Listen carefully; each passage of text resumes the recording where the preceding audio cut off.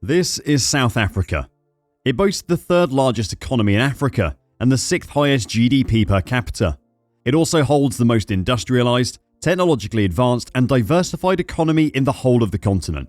But behind this seemingly strong view of the country lies a multitude of issues, namely its absurd unemployment levels. In fact, South Africa has the highest unemployment rate in the entire world, sitting at an astonishing 35.3%, according to figures from 2021.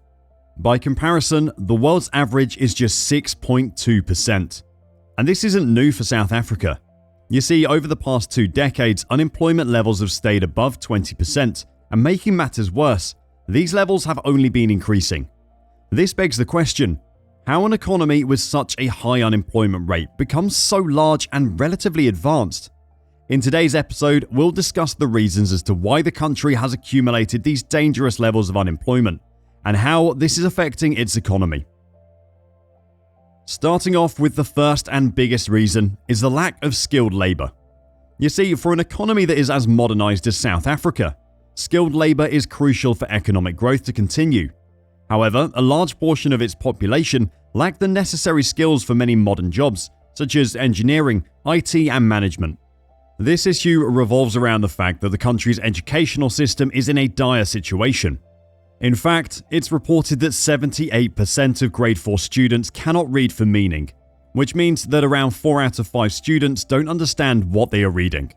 These concerning statistics are present in several aspects of South Africa's educational system. But why? Why is the country's educational system so poor? Well, a huge contributor to this issue comes from an unequal society.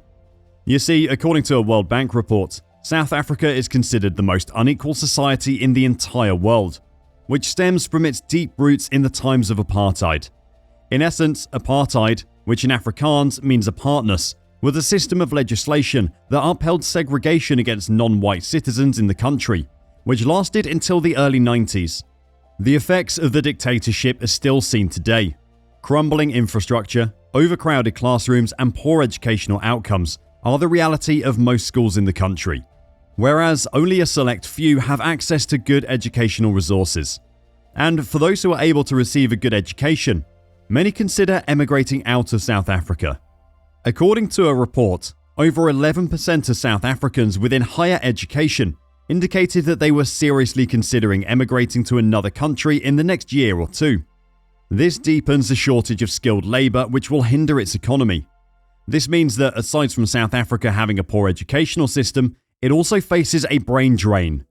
These factors heavily plague the labour market. Another reason for the country's excessive unemployment levels is said to be due to a mismatch of labour supply.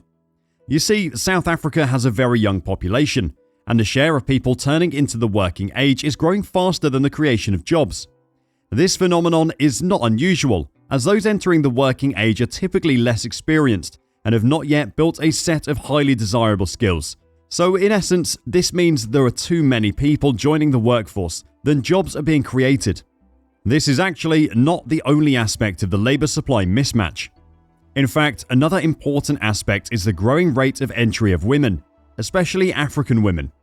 Due to the previously discussed effects of apartheid, as well as the traditional outlook of women taking care of the household, the entry of women, especially African women, has exacerbated unemployment levels. Moreover, another reason that could be attributed to the unemployment levels is slow economic growth. I know this seems obvious, but it does hold a large degree of validity. You see, from 2011 to 2021, South Africa's GDP has decreased from $458 billion to $420 billion, representing a decrease of about 8%. A decrease in the output of the South African economy has meant that there are less jobs being created. The most obvious cause for this are said to be due to the financial crisis that started in 2008, the pandemic and the war in Ukraine. Furthermore, economic growth was further aggravated by a lack of investment. In fact, South Africa's share of investments compared to GDP sits at about 14%, whereas the typical share is around 20 to 25%, with less developed countries having higher values being invested in the country. This is a vital aspect of an economy, as good infrastructure is vital for business. Expanding on this, South Africa is currently experiencing a major electricity collapse, with power outages engulfing the country, and this issue can be attributed to a lack of investment. Aside from all these contributors of slow economic growth, there are even more, which include austerity measures, violence, and floods. All these factors result in less jobs being created and thus a higher unemployment rate. The factors we have discussed include a lack of education, which can be attributed to apartheid, a growing share of the population entering the labour market, and slow economic growth. These are said to contribute immensely to South Africa's high unemployment rate. In actuality, there are a few more reasons debated by many, including a lack of entrepreneurship and an excessive interference by trade unions. It is difficult to say which factors weigh the most, but according to various studies and reports, the country's poor educational system, as well as the labour supply mismatch, are said to contribute the most to South Africa's unemployment rate. Now, having discussed these factors, we've learnt the whys to the topic of the episode, as well as how it's affecting the country's economy. It's clear that it's not quite affecting it positively, as anyone could have guessed, with GDP decreasing by around 8% over the last 10 years, with unemployment being a major contributor to this. By comparison, the world's GDP has grown by about 30%. With this in mind, a new question arises. Will this persistently high unemployment rate continue? And how can the country resolve this issue? In terms of the foreseeable future, a recent macroeconomic outlook by PwC sees real GDP growth staying at a modest 1.5% from 2024 onwards. This is expected to generate nearly 2 million new jobs by 2030. However, this is not nearly enough to absorb the people joining the workforce, which is a result of the labour supply mismatch, which we've discussed previously. Simply speaking, more people are entering the labour market than new jobs are being created. Because of this, the unemployment rate is said to increase to 39.3% by 2030, compared to 35.3% in 2021. Moreover, the report also predicts that South Africa will remain the worst spot globally in terms of unemployment levels. In fact, there are many more reports which provide a similar set of predictions as this one, which does not provide South Africa with a hopeful economic future. Let's now talk about the solutions. According to the PwC report, the solutions to the unemployment conundrum are not easy to resolve, but actions need to be made to ensure the country's labour market does not collapse. One actionable matter is improving the electricity situation in the country. As previously discussed in this episode, South Africa is suffering an electricity collapse as there isn't enough power to support the country's demands, with businesses and homes having to go for more than 10 hours without electricity every day. Another actionable matter in reducing unemployment comes down to improving its educational system. By now, we are aware of the issues revolving around the lack of access to education. This is not an overnight fix, but it is one of the most, if not the most, important aspects. Lastly, there is a need to increase private sector investment.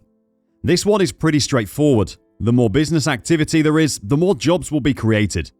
If these main actionable matters come to fruition, some forecasts predict the country's potential long-term economic growth will increase from 1.5% to 4% per year over the next decade, which could result in unemployment levels finally falling below 30% before the end of the current decade.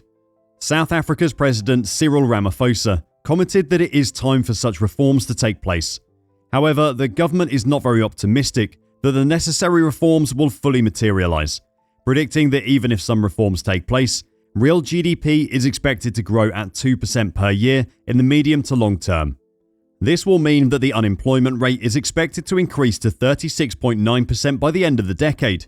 So even under the government's upside scenario, joblessness will unfortunately continue rising.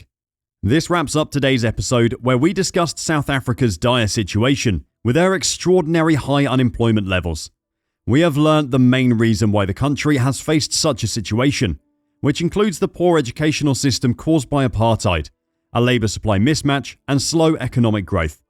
These reasons, among a few others, have caused unemployment to persist at high levels, with figures from 2021 being at 35.3%, making South Africa the country with the highest rate of unemployment in the world. This is only expected to increase in the medium to long term, especially due to the labour supply mismatch as well as the poor educational system. There are solutions, although they may not bring on significant results. These include reforming its educational system, improving its infrastructure, namely resolving the electricity issue, and increasing private sector investment. With these points wrapped up, we want to thank you for watching today's episode, and we hope to see you on the next one.